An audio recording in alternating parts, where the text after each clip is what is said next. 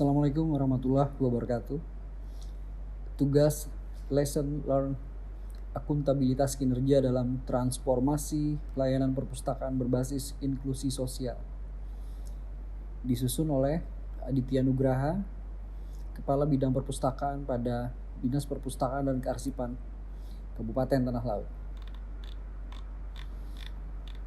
Konsep dasar dari akuntabilitas kinerja yaitu suatu ukuran atau standar yang menunjukkan seberapa besar tingkat kesesuaian penyelenggaraan penyusunan kebijakan publik dengan peraturan hukum dan perundang-undangan yang berlaku untuk organisasi yang bersangkutan. Akuntabilitas kinerja penting bagi pemerintah karena merupakan bentuk perwujudan dari kewajiban suatu instansi pemerintah untuk mempertanggungjawabkan pelaksanaan misi organisasi dalam mencapai tujuan dan sasaran yang telah ditetapkan melalui alat pertanggungjawaban secara periodik yang kita sebut biasanya adalah laporan kinerja. Hal terpenting dalam membentuk suatu sistem akuntabilitas adalah mengembangkan sesuatu pernyataan tujuan dengan cara yang konsisten. Pada dasarnya, tujuan dari suatu kebijakan dan program dapat dinilai, akan tetapi kebanyakan dari pernyataan tujuan yang dibuat terlalu luas, sehingga mengakibatkan kesulitan dalam pengukurannya. Untuk itu diperlukan suatu pernyataan yang realistis dan dapat diukur. Pelehari 27 April 2023. Bab 1. Pendahuluan.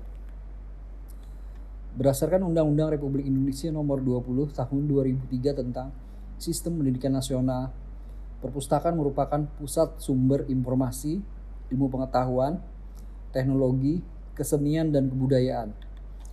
Amanah Undang-Undang Republik Indonesia Nomor 43 Tahun 2007 tentang perpustakaan menyatakan bahwa pembangunan perpustakaan bertujuan memberikan layanan kepada pemustaka, meningkatkan kegemaran membaca, dan wahana belajar sepanjang hayat. Untuk itu, menindaklanjuti program nasional transformasi perpustakaan berbasis inklusi sosial yang selanjutnya kita singkat TPBIS, Dinas Perpustakaan Kearsipan Kabupaten Tanah Laut atau yang selanjutnya kita sebut Dispusiptala, melaksanakan program yang menitik beratkan pada gerakan kolaborasi dan sinergi untuk menguatkan literasi masyarakat yang berkelanjutan. Program ini kami beri nama Program Layanan Rumah Belajar Modern Dispusiptala yang selanjutnya kita sebut atau kita singkat dengan RBM. Roh dari kegiatan RBM adalah pengembangan talenta sumber daya manusia unggul dan berdaya saing dalam menatap persaingan dunia yang bertumpu pada inovasi dan kreativitas. RBM terdiri dari beberapa kelas-kelas pembelajaran yang dilaksanakan setiap hari mulai dari hari Senin sampai dengan hari Sabtu setiap pukul 4 sore sampai dengan selesai. Kelas pembelajaran sebagaimana dimaksud di atas adalah barista basic, kelas pastry dan bakery, kelas musik, kelas film, kelas teater, kelas bahasa Inggris, kelas sejarah, dan kelas Fahmil Quran. Untuk tahun 2024 mendatang, RBM akan menambah satu kelas baru yaitu kelas pengkodingan pemula untuk anak usia sekolah dasar. Saat ini RBM telah mempunyai peserta didik hampir mencapai angka 900 orang yang terdiri dari anak usia sekolah, baik SD, SMP maupun SMA serta perguruan tinggi dan masyarakat umum. Dalam proses pembelajarannya, RBM memiliki silabus sendiri yang berbeda dengan silabus kurikulum nasional dan kurikulum merdeka, di mana tenaga pengajar dan tenaga ahli yang kita libatkan atau berkontribusi di kegiatan RBM ini bersertifikasi kualifikasi dan ditunjuk langsung oleh Bupati Tanah Laut melalui surat keputusan kepala daerah. Khusus untuk kelas film dan kelas teater, nantinya Dispusip akan mewadahi mereka ke dalam suatu rumah produksi yang terdiri dari beberapa sineas lokal dan kawan-kawan teater yang kita beri nama Tadah Alas Picture. Jadi untuk saat ini Salah besar apabila menganggap perpustakaan itu hanya sebagai instansi pelayanan, peminjaman, dan pengembalian buku bacaan. Perpustakaan sudah menjadi wahana rekreasi masyarakat dan wahana pembelajaran sepanjang hayat. Bab kedua, akuntabilitas kinerja dalam pelaksanaan program. Bagian A, kompetensi.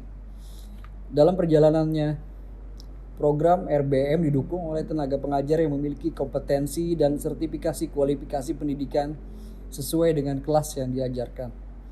Tenaga pengajar sebagaimana dimaksud di atas, seperti yang sudah dijelaskan di atas, ditunjuk dan ditetapkan melalui surat keputusan kepala daerah. Bagian B, dasar hukum pelaksanaan program. B1, pasal 31 ayat 1, ayat 2 dan ayat 4 Undang-Undang Dasar Negara Republik Indonesia tahun 1945 yang berbunyi pada ayat 1, setiap warga negara berhak mendapatkan pendidikan. Ayat 2, setiap warga negara wajib mengikuti pendidikan dasar dan pemerintah wajib untuk membiayainya. Pasal keempat, negara memprioritaskan anggaran pendidikan sekurang-kurangnya 20% dari anggaran pendapatan belanja negara serta anggaran pendapatan belanja daerah untuk memenuhi kebutuhan penyelenggaraan pendidikan.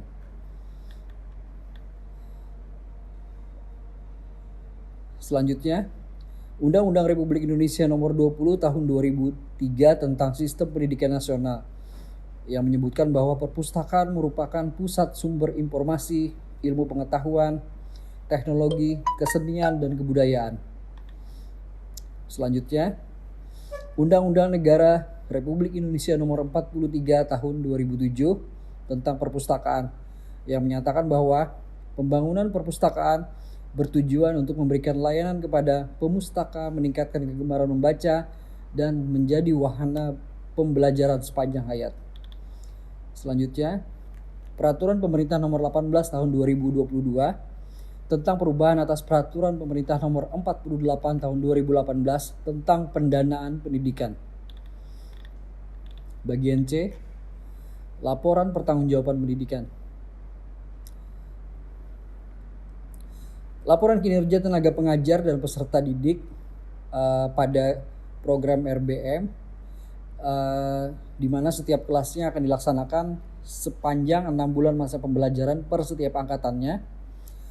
Jadi untuk setiap 3 bulannya dilakukan evaluasi dan laporan perkembangan intelektual dan pengetahuan dari anak-anak peserta didiknya. Evaluasi dilaksanakan oleh tenaga pengajar yang mengampu masing-masing kelas. Selanjutnya, laporan pertanggungjawaban kegiatan. Hasil dari laporan kinerja tenaga pengajar dan peserta didik akan menjadi bahan acuan untuk membuat laporan pertanggungjawaban kegiatan pejabat administrator atau pejabat pelaksana teknis kegiatan. Laporan yang dibuat secara berkala ini bukan hanya sebagai salah satu dokumen kelengkapan administrasi keuangan, tapi juga sebagai indikator penilaian kinerja pejabat yang bersangkutan. Penutup. Keberhasilan penyelenggaraan RBM sangat ditentukan oleh semua unsur yang terlibat dalam melaksanakan kegiatan, termasuk para stakeholder, kepala dinas, para staf, tenaga instruktur, serta peserta didik yang tertib, teratur, penuh disiplin, dan memiliki rasa tanggung jawab yang tinggi. Kami berharap dengan program ini, Kabupaten Tanah Laut dapat mencetak masyarakat yang unggul, cerdas, kritis, inovatif, dan berbasis pada penguatan mentalitas budaya. Demikian tulisan ini saya buat dan saya sampaikan. Semoga dapat berguna dan menginspirasi. Salam literasi.